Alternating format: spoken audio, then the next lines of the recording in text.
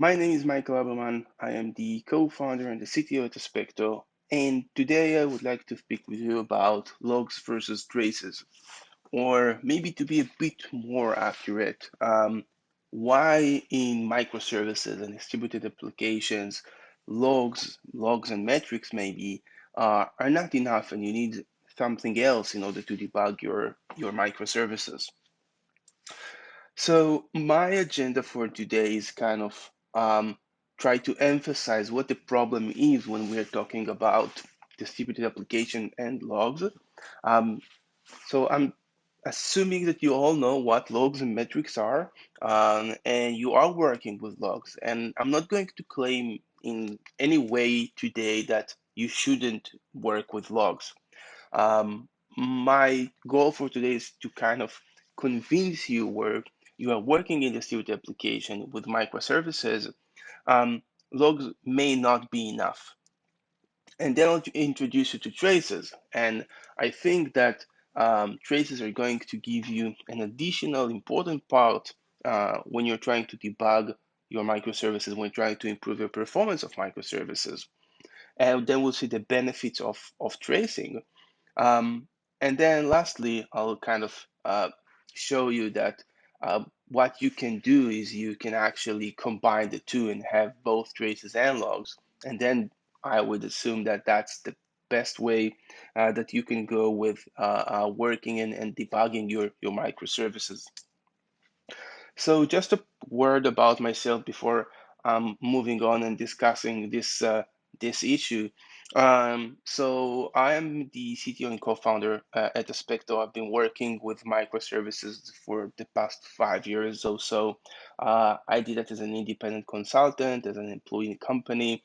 I saw all kind of services in different shapes and sizes, and that led me to um, work on my own startup.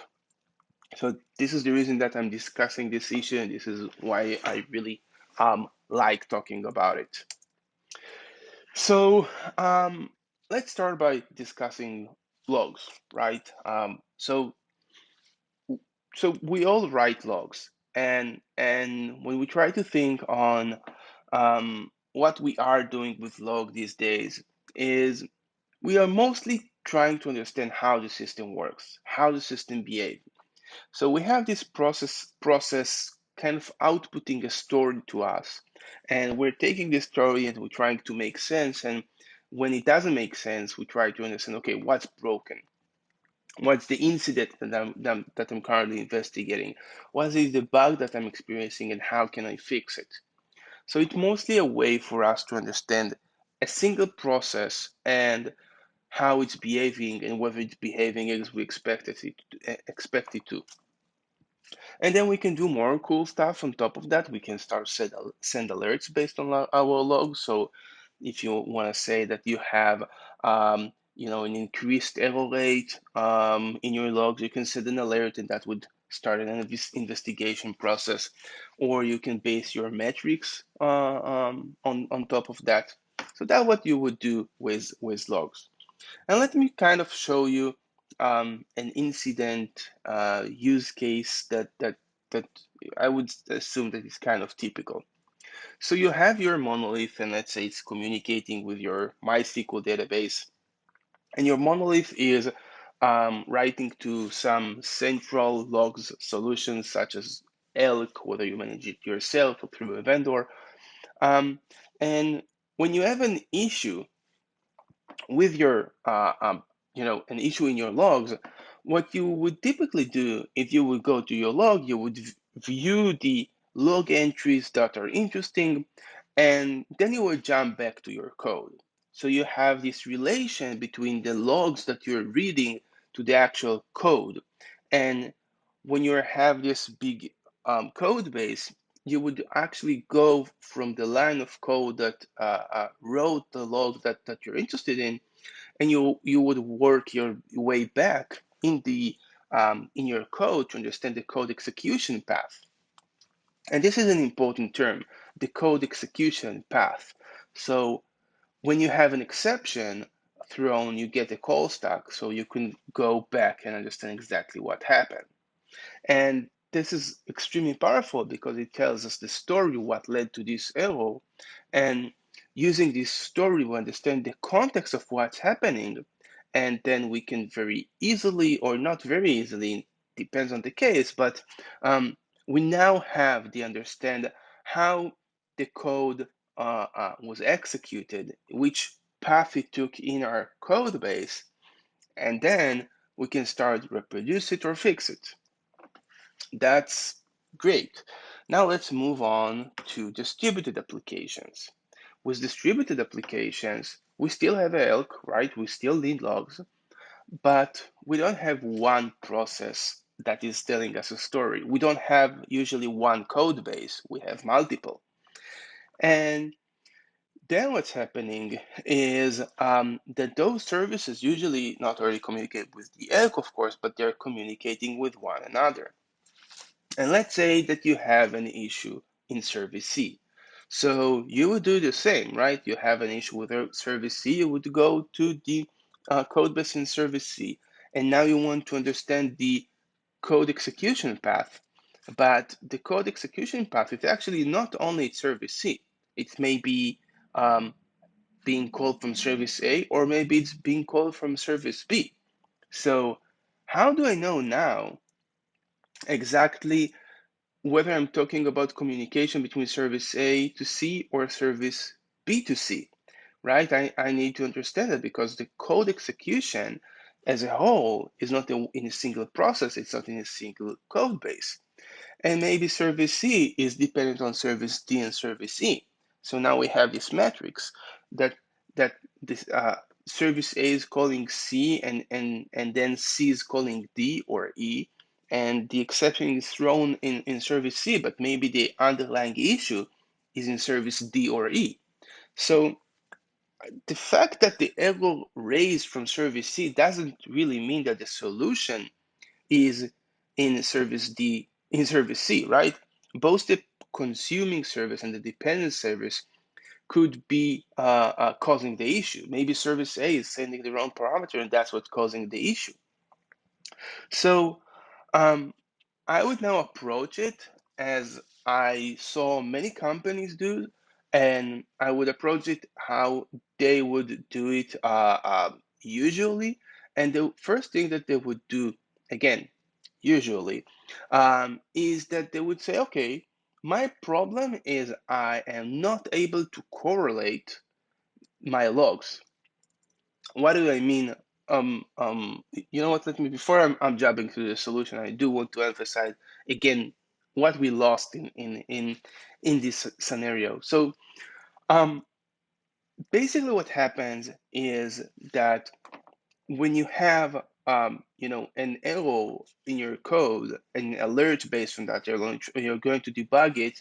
You would go to a single code base in monolith, and then you would get the whole story. And we kind of lost that because now the story is not a single process, a single code base, is a distributed story. We have bunch of processes, bunch of services telling us a story that we need to be able to understand and fix. So we can't just read the code, or we can, but it's going to be far more complicated. So we lost the context, we lost the code execution path, um, and this is something that we would want to have. So one approach that most companies take, or at least took before we had tracing, is they wanted to have context between the log. So if we look at the right, we can see that now each log has a number assigned to it.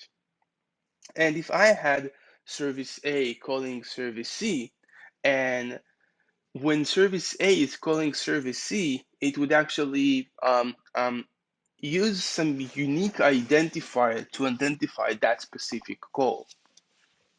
So in that case, I will be able to see that, okay, I got an error and the unique ID for this error is 1. And then I would go and filter only log statement that had 1 as their unique ID. Now I may get a story, right? Let me jump back and show you right here. So if service A would print one and service C would print one and service E would print one, again on the same exact API call. So then it would be easier for me to read that log. And that can be implemented, and that can work. It actually works. That's what I did the first time that I work in distributed application. I did exactly that. We did this implementation. We would send the context between services. We would actually enhance the HTTP calls to have like a unique header that we would propagate the context that happened from service A to service C. And then we would use this context within the service, and all the log entries would have the same ID. And that is a huge improvement from not having it at all, right? That taking your log to a far better a situation that it's easier to debug. But it's very hard to implement it. If you think on what you need to do, you need to start in every HTTP request to start to propagate this context, and you need to propagate it not into only incoming requests but also outgoing requests, and then your services start to communicate in different ways, like async communication, like WebSocket, like gRPC. Um, all kind of things are starting to happen that is making your implementation very, very hard. And also, it's a very custom, tailor-made implementation. It's tend to be a custom and tailor-made implementation. So, although it really improve the situation that you are in, I would say this is something that is going to be very hard to maintain. And this is where traces come into play. So let me introduce you to a trace real quick. Um, so this is a trace, and what you can see here, basically, you can see here this kind of timeline view that we have. And you can see that we have an API call to forward slash purchase dash order. That's happening in the order service. So some front end demo.aspecto.io is calling this purchase order. And then what's happening is that the order service is communicating with the user service to verify the user, and the user service is using Auth0 in order to do the actual authentication. And after that, what we can see that is happening is that we're communicating with the stock service to update the stock, and we're running an update many DB query. And then eventually we're doing another order services, saving something in orders database, and then we're producing a Kafka message. So that is a trace. That is the ability to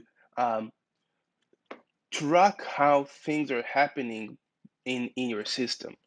And in some way, if you think on that, those are kind of logs telling us what happened in our system, and they're doing it in a correlated way. So you can actually feed a pass. If we wanted to know that service A is calling C and then it's calling service E, we can see exactly that. And we can actually see also the data that was sent between the services. And if you had an error, you would see the error, you would be able to log to capture the exception. You would have everything that you need in order to kind of understand an issue and fix the issue. And whether it's an error that you're trying to understand how to resolve, or maybe it's a performance issue that you're trying to understand, you can see exactly how long it took, and you can see what's happened in parallel and what's happening in sequence. So unlike logs, where you just can understand who's calling who, here we're starting to get a far better understanding. We're getting more data for performance, for visualization. So this is what I would call a trace. Basically, the ability to have this kind of visualization that is telling me exactly for each API call how it behaved and how it communicated with one another. So, assuming that you are interested in traces and you may want to have a trace, then you need to implement OpenTelemetry. OpenTelemetry is an open source that is responsible in collecting traces. In a second, that we will learn that it's also it can collect more things than just traces, but that's the main focus today of OpenTelemetry. So OpenTelemetry is a CNCF project. CNCF is the Cloud Native Compute Foundation. It's also responsible for tools like Kubernetes, for instance, Prometheus. So it's a kind of a foundation with a lot of important stuff that a lot of important projects that we're using. So OpenTelemetry is one of them. And the way it works, it's an SDK, a library, a package that you import into your code. And then what OpenTelemetry is doing is collecting the data within the code. And the cool thing about OpenTelemetry is that it's working mostly out of the box, so you don't need to go through a lot of heavy lifting. And in this talk, I'll definitely show you exactly how it's working and what you need to do in order to set it up. So because it's implemented within the code, it should be implemented in different languages. So it has implementation in, I would say, most modern languages. So if you're using, I don't know, Python or Go or Node.js or Java or I don't know, all of those are covered. Um, and and of course many more. So you implement this SDK. This SDK is going to start send some telemetry data, some traces to whatever destination you're going to define it, so you can host something that is going to do the visualization for you, or you can use some vendor to handle the traffic and do the visualization for you. So how does it work? How does OpenTelemetry is able to, just throw an SDK in your code and then in some cool way have this visualization? So let's say that we have this architecture. We have service A communicating with service B that is communicating with a database. And in service A and service B, you have an OpenTelemetry SDK implemented in it. So basically, we're talking about services that added the necessary lines of code in order to start work with OpenTelemetry. And when service A is getting an API call, it's going to take this API call and then it's going to send, because of that, an API call to service B. And this is where we need to propagate the context. And when you say I mean OpenTelemetry. I mean OpenTelemetry is doing it out of the box. You don't need to do anything yourself. So if you think again on the UI right here, this is a tree data structure, right? So when service A is communicating with B, we need to be able to understand that this operation, the service B or the user service, is happen because we got an API call from service A, from the other service, right? We need to have a parent-child relation. So what's happening here is that we are telling service A is telling service B, hey, I initiated this API call. I am your parent for that matter. So we're injecting this API call, and when service A is going to tell what's happening in it, it's going to say, hey, I sent an HTTP call to service B, and the trace ID 1, and I am the root parent of this operation. Then service B is going to say, okay, I got an API call from service A. This is still the trace ID number one, but I'm reporting it as the child of service A. So now we have this child relation, child-parent relation, and that will allow us eventually to send all the data to some traces DB, of course, in a backend in between. And all this data would be stored and we'll have this tree view that eventually we'll be able to present. And of course, when service B is sending the query to the database, it's going to do the same. It's going to say, hey, I did that because I got an API call from service A, and now we'll have this amazing data structure. So let me show you some code, and even let's try to spin everything up so we'll be able to kind of show you how this thing works. So let me oh, let me enlarge that a bit. So what you can see here is a very simple service. So we have like an item service, and we also have a user service. And both services are starting what they're doing with initializing a tracer. And the tracer is a file that we have right here in our code base. And this is like the basic of what you need to do in order to get started with OpenTelemetry. You just need to import a file and everything would work from there. So if I look at the tracer, and this is not the simplest setup, but it's kind of simple. So I do want to focus on mostly those lines. So what we are doing here, we're saying something like that. We're saying, hey, OpenTelemetry, I want to start and by the way, this is Node.js implementation, but most languages looks kind of the same. So what we're going to say, we're going to say, okay, I want to start and collect traces. This is the node tracer provider.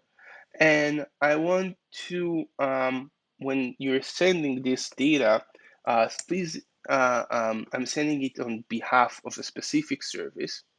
And I want to send it to Jaeger, and we would see what Jaeger is in a second. We would see that Jaeger is an open source that allows you to allows you to send to visualize traces. So we are going to send these traces to Jaeger, and Jaeger is going to present it on our behalf, and we will be able to see data from HTTP instrumentation and from Express. Express is the RESTful API server that I'm currently using. So this is all I had to do in order to get started with OpenTelemetry. And now let me spin up the two services. So let's run the item service and let's run the user service. And now let me invoke an action. So we had slash data. Slash data is going to return some data. This is the item service. And I have Jaeger running locally. And you can see here that, that we don't have it running yet, I assume. So I don't know why it's decided not to work in the demo, but basically what we would get something like the same visualization as you see here, just in an open source that is called Jaeger. So basically that's the whole implementation that you need to do, very simple and very straightforward. So back to our presentation. So we kind of talked in the beginning why logs are in somewhat limited, and we saw what traces are, and then we kind of saw the benefit of traces. But and I said, this talk is titled logs versus traces, but I'm actually not saying that this is one or another. A very interesting use case of what you can do is you can actually combine both logs and traces. So when you're working today in your production environment, you are going to have issues. You're still probably going to start with your log, and that's fine. That's even like what I'm doing in my day-to-day when I have issues. However, imagine where you have exception in your log, you're going to have your trace ID right there. So you are going to, when you are logging an exception, what you can do, you can actually add it to your log statement. You're writing your error, you are logging the exception, and then you can grab the trace ID and write it in your log entry. And then you take this trace ID and you paste it in your vendor or in Jaeger, and you will be able to visualize the whole trace. So you got an exception, you're looking at the log, you are taking the trace ID, you throw it in whatever is presenting traces for you, and now you can both feed the error and see the trace and see what call led up to this error, and that is making your life very, very, very easy. And then what would happen in that scenario is that if I'm looking back at what we had earlier, that we have service A, B, C, D, and E. So looking at your log entry, you would just go to the log entry, take your trace ID, paste it, and you would see exactly what happened. And the debugging process would be easier and way faster. Maybe you heard the term the three pillars of OpenTelemetry. I'm not exactly sure if you have heard or not, but we talked about traces, mostly that OpenTelemetry collects traces. OpenTelemetry can collect traces, logs, and metrics, and then they're all working all together and correlated to one another. OpenTelemetry is a bit new where when we talk about metrics and logs, it's more mature with the traces part, but it does support it. So if you want to send your logs and metrics via OpenTelemetry, that's possible as well. If you have any questions, feel free, to write it in the chat. I would love to take a look and help you in any way. And if you prefer to reach out, please do so. Mail, Twitter, LinkedIn, whatever. Would love to help you. And thank you for listening.